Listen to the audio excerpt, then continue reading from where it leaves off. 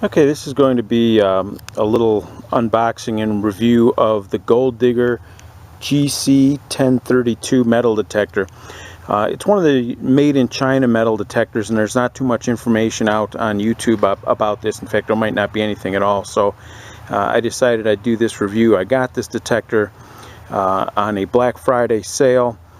It is a private branded detector for the store it was in, so you can find these, however, on the web directly from China under Gold Digger GC1032. It's an entry-level detector. I'd say it's on par with probably anything that you would get from Bounty Hunter, although it does have some really fantastic features for a detector in this price range. And the MSRP on this detector is $150. And some of the features that it has are discrimination, 3 option modes, all metal, discrimination, and notch. It will display the signal strength of the target. It does have a VDI number indicator, which is really unusual on something in this price range. 3 different tones, depending on the metal type. And it has a low battery indicator, a 10-inch waterproof search coil. 10-inch coil is pretty unusual, again, on a detector in this price range. And it operates on 2 9-volt batteries. So we'll take a look inside the box. The manual it comes with is very simple. It is well written. A lot of the Chinese manuals are hard to understand, but this one, they must have had someone that's proficient in English to write that manual. It comes boxed fairly well, like any other detector would. The main control housing is in a separate box, and you have the control rods, and underneath here you have the loop. And we'll get those things out and get it assembled and start trying it out. Okay, before getting this fully assembled, there's a couple things I wanted to point out here. The upper rod is aluminum. Of course, there's a arm retention strap, a little stand on the bottom, got foam there. The lower rod is a composite rod. The control box has a mounting thing it's fairly simple to disassemble and reassemble, so it'll be great for storage. You see, it just pops onto that, and then there's one finger tightening bolt that you tighten down, and it holds the connector on. Of course, here's the loop, all plastic bolts and hardware, again on the all composite rod. And on the bottom of the unit, there's your slots for the 2 9-volt batteries.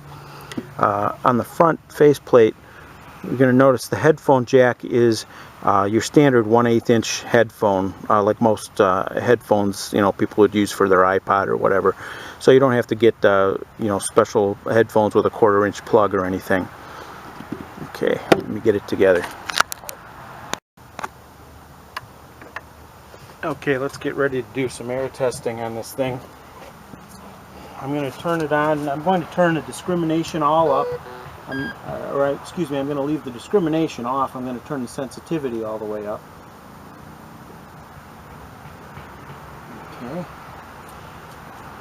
So this is essentially all metal mode. I'm going to try a penny first.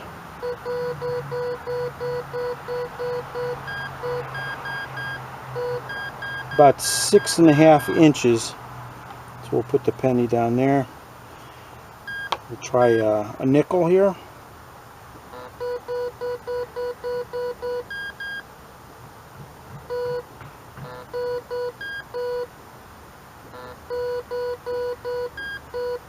That's about 6 inches on the nickel.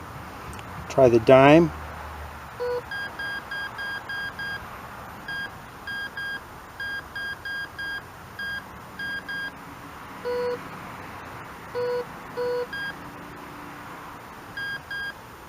I'd say we're probably about 6.5 inches on that. Let's try the clad quarter.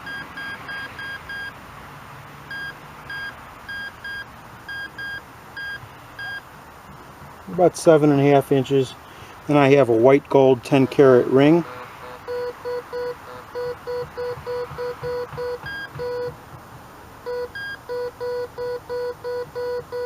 and that's about 7 inches as well. Not bad for an entry-level detector.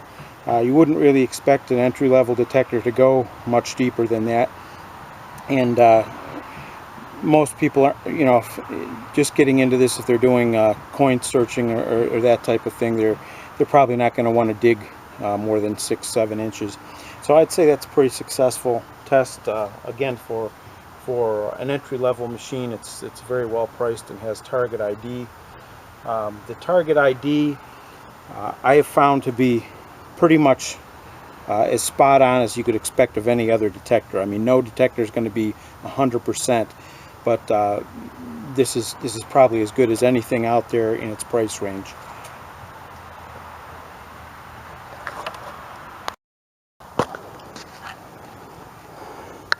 Okay, we're going to attempt to show the VDI number and the display, how that works. We're going over a quarter, 84, 85, going over a penny, 40, 39, 40, 41, and it's lighting up the penny and the zinc. It's going back and forth between 1 cent and zinc on the bar graph up at top, and it is actually a zinc penny.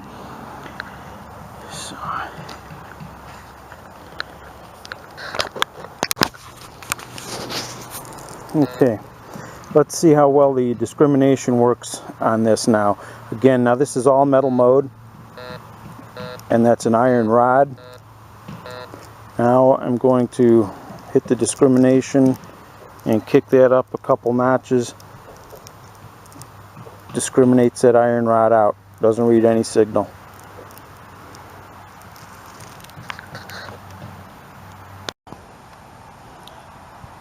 Now, one thing that we do want to note about this detector, it does not have a dedicated pinpoint function or pinpoint button. The pinpoint button would normally be here, and on most detectors that have discrimination, that pinpoint button switches you into all metal mode so that you can go back and forth with the detector and find the strongest signal. Okay, and what you would do in this detector is simply turn off your discrimination. You would be in all metal mode, and then you would do the back and forth, and then you would go back and forth the other way and try to establish an X, and then that would be where your item is pinpointed. So you can still do pinpointing with this. It works the same way as you'd pinpoint with any other machine. There's just not a dedicated pinpoint button to do that with. Again, you just turn off your discrimination, go into all metal mode, and then you do your pinpointing. The volume control is over here, still close up of the screen. This is your discrimination number. You can hit discrimination and add more features. This is your notch. You can notch out different things. Go between those and notch out certain items that you don't want. Let's go back here. Your sensitivity, you press this button and you can go up or down on your sensitivity. Again, the central number is your VDI target ID number, and across the top are your numbers for iron, 5 cents, pull tab, zinc, 1 cent, and a quarter. Again, there's your headphone jack. Pretty nice package, I have to say. I'm really impressed. A lot of stuff that comes from China you don't expect to be of very high quality, but this, again, I would say I would put this on par with any of the bounty hunters that are out there for sure, and some of those are in a much higher price range. So I think it's a great entry-level detector.